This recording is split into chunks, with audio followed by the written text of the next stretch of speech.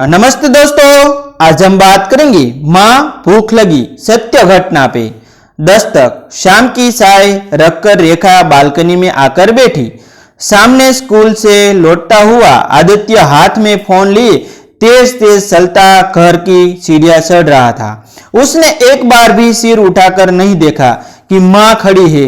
रेखा मुस्कुराए। ये वही आदित्य था जो कभी माँ की साड़ी का पल्लू पकड़कर स्कूल जाता था। अब उसी माँ को देखना भी जरूरी नहीं समझता। कुछ देर बाद आदित्य कमरे में आया। माँ भूख लगी है, कुछ खाया नहीं है आज? रेखा बोली। रसोई में आलू पराठा रखा है, ताजा बना है। फिर वही आलू? कुछ अच्छा क्यों नहीं बनाती कभी? रेखा कुछ नहीं बोली। वही रोज वाला लहजा था। आदित्य की शिकायत रेखा की छुपी ओर समझती थी। अब उसका बेटा बड़ा हो रहा है, लेकिन इस बदलाव में कहीं न कहीं एक परायेपन भी घुस आया था। अब वो ज्यादा बात नहीं करता, कुछ पूछने पर चिढ़ जाता और कमरे का दरवाजा अक्सर अंदर से बंद रहता। कभी कभी वो दरवाजा देर रात तक बंद रहता। उस रात रेखा को जोर की प्यास लगी। उठकर किचन में गई। तभी आदित्य के कमरे से धीमी हंसी की आवाज आई। वो रुक गई। खिड़की से हल्की रोशनी बाहर आ रही थी। रेखा ने धीरे से झुका। आदित्य अपने फोन पर वीडियो कॉल पर किसी लड़की से बात कर रहा था। हंसी, इशारे, फुसफुसाहटें। रेखा ने कुछ नहीं कहा, न टोका न आवाज दी, बस लौट गए। सुबह आदित्य ने देखा माँ ने नाश्ता नहीं बनाया। माँ कुछ नहीं बना? भूख नहीं थी बेटा, तुम्हारे लिए ब्रेड रख दी है। आदित्य ने बिना कुछ बोले खाया और चला गया। दिन बीते। अब वो रोज उसी लड़की से बात करता। कभी दरवाजा बंद, कभी लाइट बंद। रेखा कुछ नहीं कहती, बस अपने छोटे से पूजा घर में बैठ जाती और चुपचाप दीपक जलाकर देखती रहती। कैसे एक रिश्ते को वक्त बिना शोर किए बदल देता है। एक दिन आदित्य ने कहा, माँ आपको किसी से मिलवाना है। आपको किसी से मिलवाना है? रेखा चौंकी। कौन? मेरी दोस्त है, बहुत अच्छी लड़की है, हम अक्सर बातें करते हैं, सोचा आपको बता दूं। रेखा ने सिर हिलाया। अच्छा है बेटा, आपको बुरा तो नहीं लगेगा ने? क्यों लगेगा? एक माँ को अपने बेटी की पसंद पर शक क्यों होगा? अपने कभी कुछ कहा नहीं माँ, मैं डरता था कि आप क्या सोचोगी।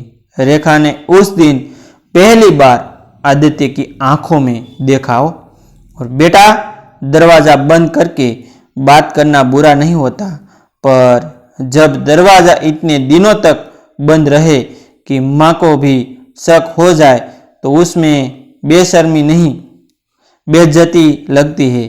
मैंने तुम्हें रोका नहीं क्योंकि मैं तुम्हें समझना चाहती थी, लेकिन तुमने मुझे शामिल करना जरूरी नहीं समझा। रिश्ते चुप रहकर नहीं चलाते बेटा, रिश्ते चुप रहकर नहीं चलते बेटा। इज्जत सिर्फ बड़े को देना नहीं होता, छोटी छोटी बातों में हिस्सेदारी भी होती है। मैं जानती हूँ कि वक्त बदलता है, पर क्या इतना बदल जाना जरूरी था कि अपनी माँ को शक से देखो पर एक अनजान लड़की को सब कुछ बता दो? आदित्य स्तब्ध था, वो कुछ कह नहीं पाया। उस रात कमरे का दरवाजा खुला रहा और पहली बार रेखा ने देखा आदित्य ने अपने फोन की स्क्रीन उसकी तरफ मोड़ी थी। माँ बात करोगी उससे? माँ तुम उससे बात करोगी? रेखा मुस्करा कर दी। अंत एक खामोश दरवाजे का जवाब। रेखा ने आदित्य का फोन हाथ में लिया। स्क्रीन पर एक प्यारी सी लड़की मुस्कुरा रही थी। नमस्ते आंटी, वो बोली। रेखा ने धीमे स्वर में जवाब दिया, नमस्ते बेटा। कुछ देर सब खामोश रहा। फिर आदित्य ने खुद कहा, माँ, अब से कुछ भी छुपाऊंगा नहीं।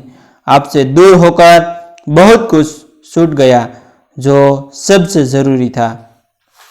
रेखा की आंखों में नमी थी पर चेहरा शांत था। बेटा, उसने धीरे से कहा, मैंने तुम्हें उड़ना सिखाया लेकिन सोचा नहीं कि उड़ते वक्त तुम पलट कर देखोगे भी या नहीं। आज जब तुमने मुड़कर देखा तो मुझे लगा मेरी परवरिश हार नहीं गई। आदित्य ने सिर झुका लिया। रेखा ने उससे सिर पर हाथ रखा। हर रिश्ता आज़ादी चाहता है, पर वो आज़ादी अगर रिश्ते की नींव को ही तोड़ दे तो वो आज़ादी नहीं, अकेलापन बन जाती है। तुम्हें उड़ना है, ज़रूर उड़ो। बस इतना याद रखना कि जिस आंगन से पंख मिले वहाँ लौटने का रास्ता हमेशा खुला रहे।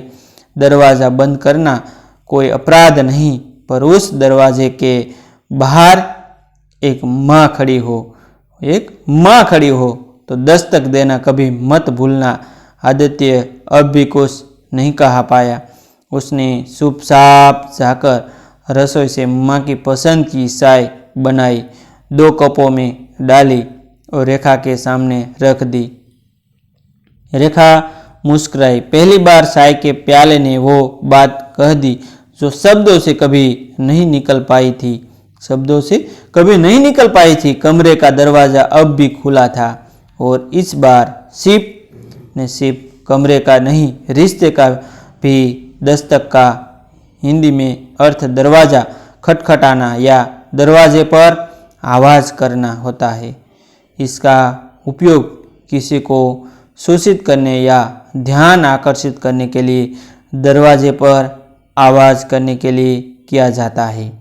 यह शब्द खटखटाना के अर्थ में किया और संज्ञा दोनों के रूप में प्रयोग किया जाता है।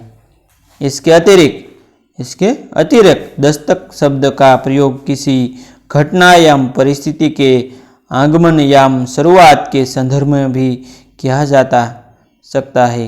जैसे मुसीबत ने दस्तक दे दी। और ऐसे न्यू वीडियो जानने के लिए, देखने के लिए हमारे चैनल आप सब्सक्राइब कर लीजिए। सो आपको जीवन में कुछ नया करने के लिए हमारा चैनल आपको अवश्य प्रेरित करता रहेगा। थैंक यू दोस्तों। मिलते हैं एक न्यू वीडियो के साथ, एक न्यू स्टोरी के साथ। तब तक बनी रहिए हमारी चैनल के साथ। थैंक यू दोस्तों।